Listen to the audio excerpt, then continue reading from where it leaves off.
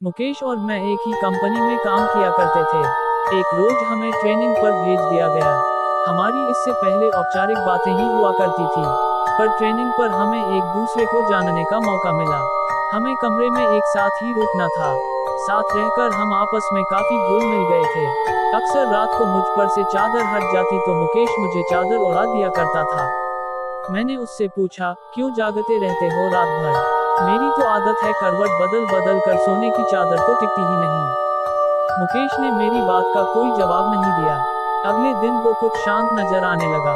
रात को सोते समय मुकेश ने जो मुझे बताया वो न केवल दिलचस्प था बल्कि कुछ ऐसा था जो मैंने ना तो कभी सुना ना ही कभी महसूस किया।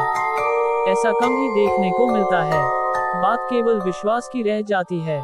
मुकेश ने कहना शुरू किया, आप शायद यकीन ना करें, 2003 का साल था। टीवी देखना, लाइब्रेरी जाना, दोस्तों से मिलना जुलना मेरी दिनचर्या बनी हुई थी। ऐसे में एक दिन मैं अपने दोस्त से मिलने उसके घर गया हुआ था। पता चला मेरे छोटे भाई दिनेश की तबीयत खराब है। मैं तुरंत घर को निकल पड़ा। वहां देखा परिवार के सभी लोग मौजूद हैं। दिनेश जोरों से चीख रहा है, जैसे उसे किसी तरह का दर्द हो रहा हो। उसकी हालत बिल्कुल भी देखने लायक नहीं थी। 3-4 लोग भी मिलकर उसे संभाल नहीं पा रहे थे। पिताजी ने कहा, इसे तुरंत डॉक्टर के पास ले चलते हैं, पर माँ ने मुझे चुप रहने का इशारा किया। दिनेश चीखता और बेहोश हो जाता। दिनेश की चीखें अब भयानक होने लगी थी। कोई उसका सर दबा रहा था, कोई उसकी छाती मल रहा था। नानी ने कहा, इसे पूजा घर में ले चलो। इतना सुनते ही दिनेश जोरों से चीखा। शायद ये बात उसे पसंद नहीं आई। उसे घसीटकर पूजा घर में लाना पड़ा। यहाँ वो और भी जोरों से चीखने लगा। उसे संभालना मुश्किल हो रहा था तो हमने उसे कुर्सी से बांध दिया। फिर नानी ने उससे प्रश्न किया, बता कौन है तू? सुनकर दिनेश गुस्से में भर गया। उसका सर और छाती अब भट्टी की तरह तपने लगे। उसे अब संभालना मुश्किल हो रहा था। नानी ने फिर कहा, बता कौन है तू? इस बार दिनेश ने गुस्से में अपने दांत पीस लिए। उन दांतों को किटकिटाने की आवाज मेरे कानों में दर्द करने लगी थी। उसके बदन की सारी हड्डियां कड़क रही थी। आखिर में उसने अपनी जबान बाहर निकाली जो काली पड़ चुकी थी। यकीन नहीं हो रहा था किसी इंसान की जबान खींचकर इतनी लंबी हो सकती है। नानी ने फिर अपनी बात को दोहराया, बता कौन है तू? कहाँ से आया है? इस बच्चे ने तेरा क्या बिगाड़ा है?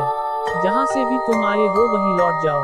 बदले में जो कुछ भी मांगोगे हम तुम्हें देंगे, लेकिन इस बच्चे को छोड़ दो। दिनेश ने अपना आपा खो दिया। वो उसी तरह कराहता, दांत पीसता, चीखता चिल्लाता और बेहोश हो जाता। होश में आने पर उसे संभालना मुश्किल हो जाता था। मुझसे ये सब देखा नहीं गया। मैं बाहर आ गया और रोने लगा। उस वक्त मैंने हनुमान जी को याद किया। मंदिर में दिया भी जलाया। रोते रोते भगवान से दिनेश के ठीक होने की प्रार्थना की और वापस दिनेश के पास आ गया। दिनेश के रोने चीखने से वह और अब जमघट लग चुका था। लोगों की भीड़ में भी दिनेश उसी तरह की हरकतें किए जा रहा था। उसके शांत होने पर मैंने उसे पानी पिलाया। पानी पीने के बाद वो और भी भयानक रूप में आ गया। उसका चेहरा एकदम काला हो गया, आंखें लाल सुर्ख हो गईं। ये वो दिनेश नहीं था जिसे मैं पहचानता था। ऐसा लग रहा था जैसे उसकी आंखें फटकर बाहर आ जाएगी। पास जाने पर वो हर किसी को काटने को दौड़ता, अपना मुंह नोचने लगता और फिर वो शांत हो गया और रोने लगा। मैंने पूछा, तुम कौन हो? क्यों हमें परेशान कर रहे हो? दिनेश ने मेरी तरफ ऐसे देखा जैसे मेरी जान ले लेगा। दिनेश कुछ देर तक मुझे घूरता रहा। वो दिनेश नहीं था, उसकी जगह किसी और ने ले ली थी। सबको बारी बारी घूरने के बाद उसकी आंखें अपने कोटे में गोल गोल घूमने लगी। ऐसा नजारा जीवन में पहली बार ही देख रहा था। बल्कि मैं तो कहूँगा ये सब कुछ जीवन में पहली बार ही देख रहा था। वो चीखना चिल्लाना, वो भयानक सी हंसी, वो दांत पीसना, किटकिटाना, दर्द में कराहना, हड्डियों का एक साथ कड़कना, सब कुछ एक मनहूसियत में बदल चुका था। फिर दिनेश ने एक लंबी सांस खींची और छोड़ी। उसकी सांस की दुर्गंध इतनी थी सब अपना मुंह ढककर घर से बाहर निकल गए और वो पागलों की तरह हंसा। वापस अंदर जाने पर दिनेश फिर सभी को घूरने लगा। हमने वापस उससे पूछा, कौन हो तुम? फिर वो एक औरत की आवाज में बोला, मैं शाहडोल की हूँ। मैं हूँ तंत्रा। इसने मुझे जगा दिया है।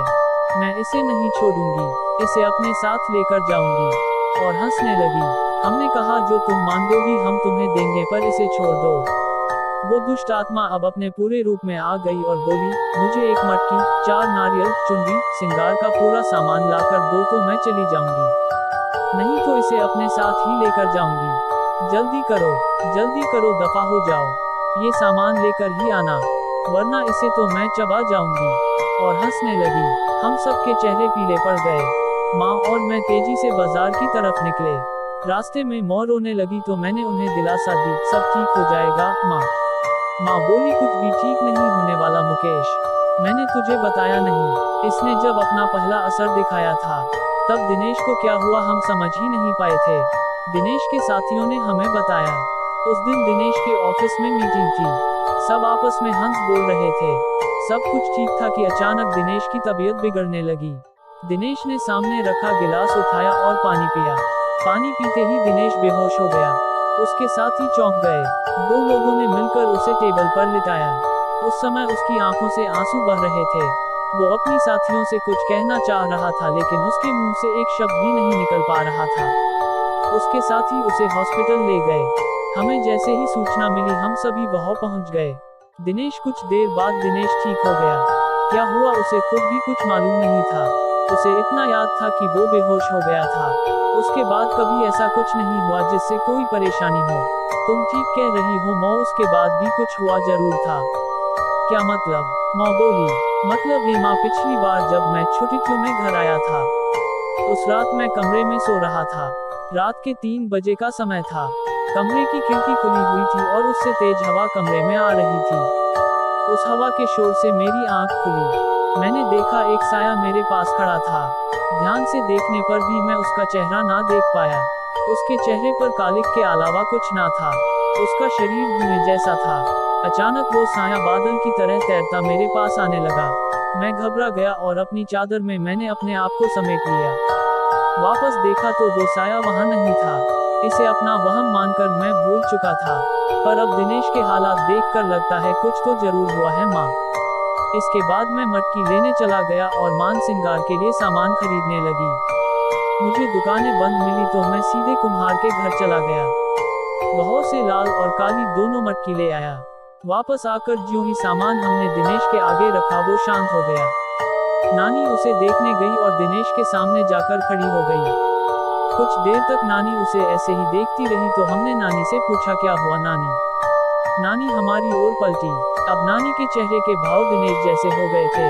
हम और भी घबरा गए। नानी ने भी उसी चीख के साथ रोना शुरू कर दिया और कहा, मैं शाहडोल की हूँ, मेरी हत्या कर दी गई थी। मेरी लाश के बेरहमी से टुकड़े टुकड़े करके दफन कर दिया गया। मुझे इंसाफ चाहिए। मुझे जहाँ गाड़ा गया वहाँ ये लड़का पेशाब कर आया। मैं सोई हुई थी, इसने मेरा अपमान किया और मुझे जगा दिया। पर अब मुझे कुछ नहीं चाहिए, मैं जा रही हूँ, मुझे रास्ता दो। हमने पूछा, तुम इसे दोबारा परेशान नहीं करोगी? वो बोली, नहीं, इसने मेरा अपमान किया जिसकी सजा मैंने दे दी, अब मुझे जाने दो। और नानी बेहोश होकर गिर गई। हमने नानी को संभाला। इतनी देर में दिनेश भी सामान्य हो चुका था। हमने दिनेश को भी कुर्सी से खोल दिया। फिर कुछ दिन और बीते। दिनेश को काम के लिए भोपाल जाना पड़ा। दिनेश और ऑफिस के कुछ लोग होटल में रुके। होटल में आधी रात को लोगों ने शिकायत की, वह कमरे से रोने की आवाजें आ रही हैं। होटल कर्मी ने जाकर देखा तो वो आवाजें दिनेश के कमरे से आ रही थी। कमरा अंदर से बंद था, तो होटल कर्मी ने दूसरी चाबी से कमरे का दरवाजा खोला। सामने दिनेश था, होटल की चादर में पूरा लिपटा हुआ और जमीन से 2 फुट ऊपर हवा में उसका शरीर तैर रहा था। उसके मुंह से अजीब अजीब आवाजें आ रही थी। इस भयानक नजारे को देखकर उन लोगों के दिल दहल गए। कुछ लोग तो भाग खड़े हुए। बाकी लोगों ने दिनेश को पकड़ा तो वो चीख पड़ा और चिल्लाने लगा। लोगों ने पुलिस को फोन कर दिया। शांति भंग के आरोप में पुलिस दिनेश को ले गई। उसके साथियों ने उसे छुड़ाया। उसके बाद दिनेश का लगातार यही हाल रहा। किसी ने मांडल के जंगलों में एक तांत्रिक होने की बात हमें बताई। शायद वो दिनेश को ठीक कर सके। हमने उसे बुलाया। उस तांत्रिक ने भी आत्मा से बातें की तो उसकी वही मांग शुरू हो गई। मटकी, 4 नारियल, चूड़ी और श्रृंगार का सामान। अभी तक याद है मुझे वो किस तरह अपनी मांगे दोहराती थी। इन सब के साथ उसने शराब भी मांगी। रात के समय शराब कहीं भी नहीं मिली। मैं भागा भागा अपने मोहल्ले की उन गलियों में गया जहाँ से मुझे गुजरना भी गंवारा नहीं था। पर भाई की सलामती के लिए भी उन गलियों में गया जहाँ अक्सर लोग नशे में धुत पड़े रहते थे। शराब की दुर्गंध के कारण दिन में भी उस गली से कोई नहीं गुजरता था। बहुत जाकर मैंने उन लोगों से शराब मांगी तो उन्होंने कहा, क्या आज तू भी पिएगा? आजा आजा बैठ यहाँ, आज तू बेटा सारे गम भूल जाएगा। मैं गम भुलाने नहीं आया हुआ है, मेरे भाई की तबीयत खराब है, उस पर ऊपरी साया है, तांत्रिक शराब से पूजा करेगा। ये सब जानने के बाद उन्होंने अपनी शराब की बोतल मुझे दे दी, जिसे लेकर मैं लौट आया। इसके बाद शराबियों से मेरी नफरत कम हो गई। तांत्रिक ने पूजा शुरू की। रात भर तांत्रिक पूजा करता रहा। दिनेश कभी चीखता, कभी चिल्लाता, कभी दर्द में कराहता, कभी गुस्से में तांत्रिक को गालियां देता, कभी मुझे घूरता, कभी तांत्रिक को घूरता। तांत्रिक का उस पर कोई ध्यान नहीं था। वो एक दाना गेहूं का लेता, कुछ मंत्र पता और उस दाने को दिनेश पर फेंक देता। उस दाने के शरीर पर पड़ते ही दिनेश बुरी तरह तड़पने लगता। उसके मुंह से जानवरों के जैसे गुर्राने की आवाजें निकल रही थी। वो जानवरों की तरह हरकत करने लगा था। दिनेश की आवाज उसके गले में ही बंद कर रह गई थी। वो क्या बोल रहा था कुछ समझ नहीं आ रहा था। सुबह तक दिनेश ठीक हो गया और बेहोश रहा। शायद इन सब से उसका शरीर थकने लगा था। उसका चेहरा पीला पड़ने लगा था। शरीर सूखकर लकड़ी जैसा हो चला था। फिर भी कहीं ना कहीं मेरा भाई इन बुरी शक्तियों से लड़ रहा था, मुझे यकीन था। कुछ दिन और बीतने पर दिवाली को त्योहार आ गया था। धनतेरस का दिन था और मैं टीवी देख रहा था। दिनेश कमरे में आया और बेहोश हो गया। मुझे लगा वापस वही सब शुरू होने वाला है, तो मैंने उसे कुर्सी से बांध दिया। दिनेश थोड़ा होश में आया और उस आधी बेहोशी की हालत में उसने मुझसे कहा, भाई अब मैं नहीं बचूंगा, मैं खत्म हो जाऊंगा। ये सुनकर मेरी आंखों से आंसू आ गए। मैं अपने भाई को इस तरह जिंदगी से हारते नहीं देखना चाहता था। दिनेश भी रो रहा था, भाई मैं मर जाऊंगा। मैंने खुद को संभाला और दिनेश को बांध दिया। बाइक ली और एक दोस्त को साथ लेकर मैं उसी तांत्रिक को बुलाने निकला। मांडल के घनघोर जंगल, गुप्पा अंधेरा। मैं तांत्रिक के घर पहुंचा। तांत्रिक भी उस दिन शराब के नशे में था। उसे बाइक पर बीच में बैठा कर ले आए। तांत्रिक का खुद का शरीर बस में नहीं था। गिरता पड़ता वो दिनेश के पास पहुंचा। जैसे ही उसने दिनेश का हाथ पकड़ा, उस तांत्रिक का सारा नशा उतर गया। उसने वही पूजा दोहराई और सुबह होने तक दिनेश फिर ठीक हो गया। अब तो यही सिलसिला चालू हो गया था। तांत्रिक आता, पूजा करता और सुबह तक चला जाता। मटकी, 4 नारियल, चुनरी और श्रृंगार का सामान हमारी रोज की जरूरत बन गई। ये सब चीजें अब घर में हर समय मौजूद रहने लगी। रोज रात घिरते घर में मनहूसियत सी छा जाती। घर के एक कोने में शराब की बोतलों का ढेर इकट्ठा हो गया था। ऐसा कोई मंदिर नहीं बचा, कोई मस्जिद नहीं बची जहां दिनेश का इलाज नहीं करवाया। अंत में किसी ने कलकत्ता के काली मंदिर जाने का सुझाव दिया। वहां जाकर दिनेश का इलाज कराया। यह भी उसकी वही मांग जारी थी, मटकी, 4 नारियल, चुनरी और श्रृंगार के सामान की। पर पुजारी ने साथ साथ कुछ नींबू, लौंग और कफन भी मंगवा लिया। इस बार की पूजा मुझे कुछ विशेष लगी। पुजारी हर बार कुछ मंत्र पढ़ता और उसे नींबू में फूंक देता और उसमें लौंग चुभा देता। फिर उस नींबू को कफन में लपेट कर एक मटकी में डाल देता। दिनेश को इससे बहुत दर्द होता और वो बेहोश हो जाता। होश में आकर दिनेश की फिर वही हरकतें चालू हो जाती थी। पर पुजारी अपने काम में लगा रहा। जैसे ही उस आत्मा की बारी आई, वो कहने लगी, मुझे छोड़ दो, मुझे छोड़ दो, जाने दो मुझे। पुजारी, बोल, तू इसे फिर परेशान करेगी? नहीं करूंगी, नहीं करूंगी, मुझे माफ कर दो, मुझे जाने दो। पुजारी, क्यों परेशान कर रही है इस बच्चे को? पीछा छोड़ इस बच्चे का, वापस जा, लौट जा जहां से भी तू आई है। पुजारी ने ऐसा 8 से 10 बार किया और तंत्रा को भी उसने कैद कर लिया। अंत में पुजारी ने वो मटकी हमें दी और कहा, इस बच्चे के अंदर दुष्ट आत्माओं ने डेरा जमा लिया था। सारी आत्माओं को इस मटकी में कैद कर दिया है। इसे ले जाकर शमशान में गाड़ दो और ध्यान रहे नंगे पैर ही जाना। हम उस मटकी को शमशान गाड़ आए। ताज्जुब तो ये था, पूरा रास्ता जंगल होकर गुजरता था। रास्ते में नंगे पैरों पर एक भी कांटा ना चुभा। ऐसा लग रहा था जैसे रुई पर चलकर हम उस जगह तक पहुंचे थे। इसके बाद दिनेश ठीक तो हो गया, पर काफी कमजोर हो चला था। केवल खाने और दवाइयों के लिए ही बिस्तर से उठ पाता था। इस वाकये के बाद मेरा उन चीजों पर भी विश्वास हो गया जिन्हें मैं पहले नहीं मानता था। 5 सालों तक इस मुसीबत को झेलने के बाद हमारी माली हालत खराब हो गई थी। सर पर कर्जा हो गया था। धीरे धीरे हम भाइयों ने वो कर्जा भी चुका दिया। हम कई और दिनों तक दिनेश की देखभाल में रात भर जागते थे। मैं उसके खाने का समय पर दवाइयों का ध्यान रखता था। रात में उठकर मैं देखता था दिनेश सो रहा है या नहीं।